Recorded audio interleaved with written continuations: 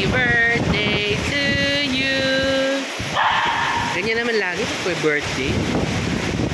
Ulan, bagyo, oh my gosh. Happy birthday to you.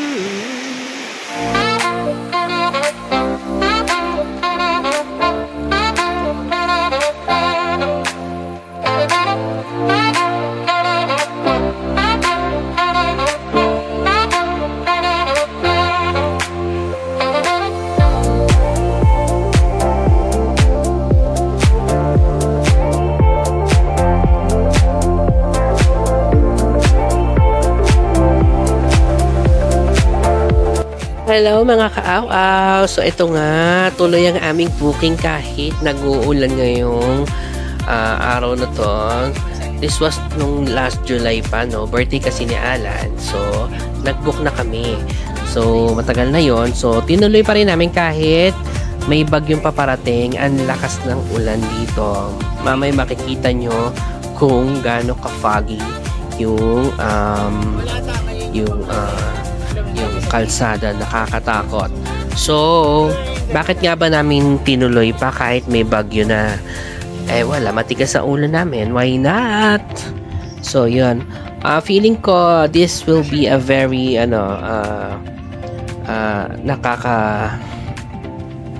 thrilling experience ito.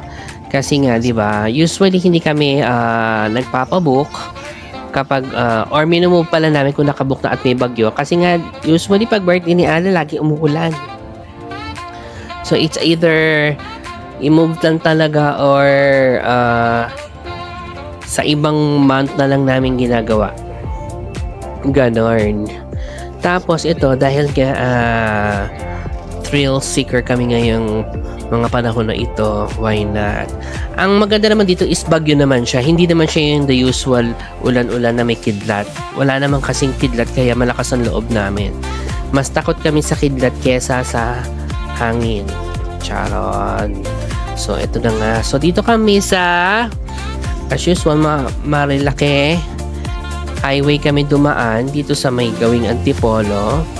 Ito na nga. Ito yung sinasabi ko, nakakatakot pala. Maliwanag pa to, alas 12 yata. Grabe. Actually, maliwanag pa yung lagay na yan, ha. Medyo yung setting kasi ng camera ko sa cellphone.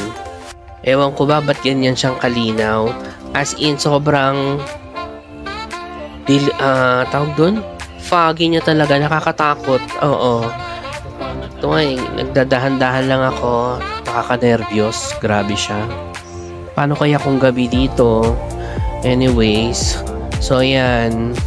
Kung medyo mahina-hina yung mata nyo at medyo mahina ang loob nyo, huwag na kayo tumuloy. Yun, para lang sa safety. Ito naman, kinaya naman ng powers ko ang pagdadrive. Syempre. Ayan o, diba? Kung nandito kayo ng live, para may nagsisiga. Alam mo yung ganong kalakas yung grabe siya. Nakakatakot. Pero, nakakatuwa naman din kasi what an experience. So, yun. Eto, malinaw pa itong lagay na to, ha, kaysa sa actual. As in, sobrang talagang foggy. As in, sobrang foggy siya sa live. So, yun. So, inabot kami ng mga 2 or 3 oras yata bago makarating from our house. So, ayan, nakakatakot. So, second time ko na naman kabahan sa, pangatlo na pala. Yung una, yung sobrang lakas ng ulan doon sa may S-Lex. Kasi ang bibilis ng sasakyan na, di ba? Pangalawa, yung madaling araw naman kasi madilim. So, may Tagaytay. Kaya medyo naintindihan ko. Pero ito kasi maliwanag na, maano pa rin. Foggy. So, dito nga kami stay sa Sierra Madre. Sa susunod na vlog namin, doon nyo makikita yung aming review sa Sierra Madre. Sa wakas na tuloy na rin kami dito kasi ilang beses na rin kaming nag-inquire dito at umabot na nga sa point na binlock ako nung kausap ko sa Facebook. Kasi nga, para 3 beses na yata ako nag-inquire, hindi naman natutuloy. Binilak ako. Anyways, buti na si Alan ang nag-inquire. Anyways, so yan. Ang lala ng fog. Wala kami sa Baguio. Nandito lang to sa may Tanay, Rizal. Okay. Sa mga motorista ha, mag-iingat kayo. So, nandito lang kami sa aming tutulugan. Siya rin ang nag-book yan. So, hindi na ako nakialam. Wala na siya. Dami ko ginagawa. So, ayan. Simpleng room. Sabi lang naman niya kasi is yung malapit sa pool. So, ito na nga yung binigay niya. Room. So, again, 20 squares. yan. This one is 3,000 lang naman. Tapos, syempre, baon namin ang Ayong Magic bed sheet. Hindi tinatabla ng tubig. Alam mo na. Tapos, nung gabi, doon na lang din kami nagkumain. Meron naman doon. Kasi nga, medyo ang lakas na, mas malakas yung ulan nung gabi. So, yun. Dito na lang kami sa kanilang restaurant. So, ito lang namin kinain namin. Tapang usa at saka sisig. So, yan. So, first time kong tumikim ng usa. Hindi kasi ako kumakain ng usa. Tinikman ko lang sa ganun pala lasa niya. Tapos yung sisig is okay lang naman. So, yun. Pwede na siya.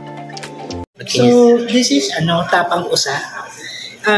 Una ko siyang used to eat this. Kaya, sabi ko, gusto kong matikman ulit. Medyo chewy siya. Parang malalasahan mo talaga yung gaminess mo, yung meat. Ano ba yun? Maanggo?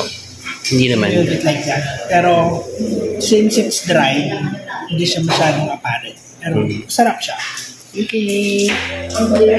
Tapos ito kinaumagahan na to kasi naglilibot-libot kami kasi may malaki yung property. So, tingnan mo ang taray ng fog, oh. So, naglibot-libot kami. Gusto kong magpa-picture sa fog. I miss Baguio. Diba, Asher? Kapogi at napakaganda ng mga babies namin. Si Moira, siya lang mag-isa doon sa harap. Hindi pwedeng tabihan yan. Reyna kasi yan. Si Ala na sa likod. Ito nga sa kalilibot namin, talaga inabutan na kami na napakalakas niya ulan. As in, sobrang lakas. So, dinicide namin na dito na lang kami magstay muna sa loob ng event space nila. So, yan. As in, sobrang lakas.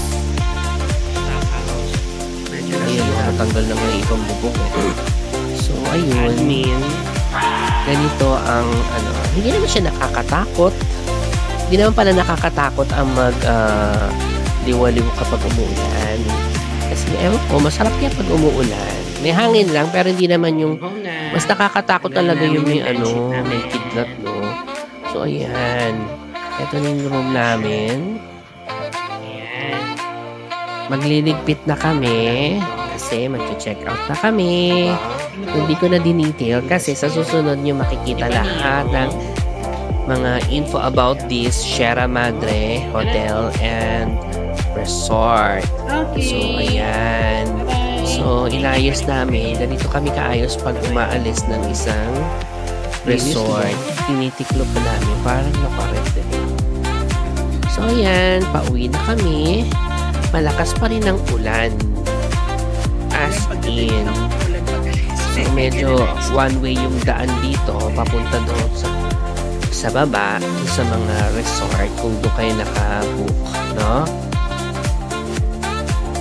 Actually, ako lang naman talaga nagpupilit kay Alan kung magse-celebrate ba siya or what. Ako kasi gusto ko sineselebrate ang birthday.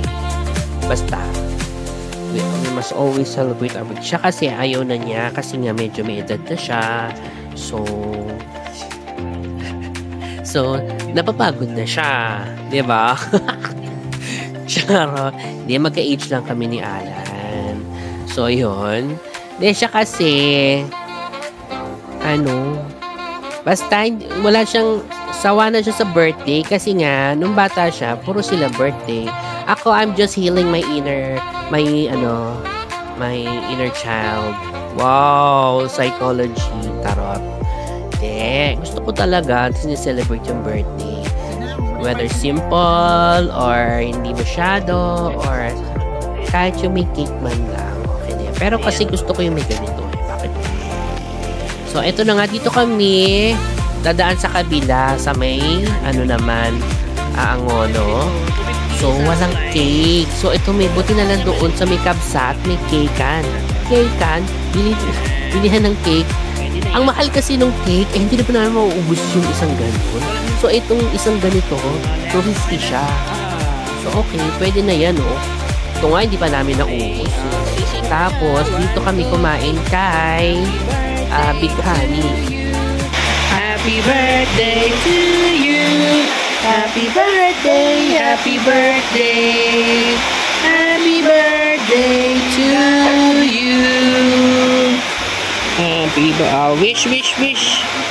Kasi Moira daw blow the candle. 1, 2, 3. Yay! Kaya si Moira. Leto. Ooh, I'm moist. Fairness.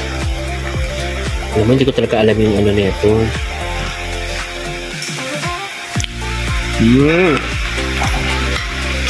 Sarap. Kaya naman pala 250.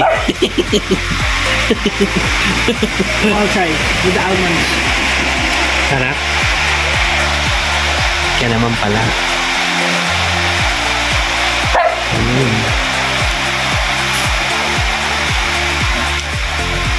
Wow! Sarap, no? Wow! Winner ito, ha? Kung bibili kayo ng cake sa kabsat, ang sarap. Sarap! So, yan. Simple lang na mini lunch namin pa uwi. So, soup, crispy pata, pansit, syempre. Tapos, pinapaitan. Tapos, chow fan rice. Actually, hindi namin naubos. Yung cake, di rin namin naubos. Diba? So, ayun. Diyan nga pala kami. Halos katapat lang netong si Big Honey. Yung kinainan namin. Binili namin ng cake. So, yun.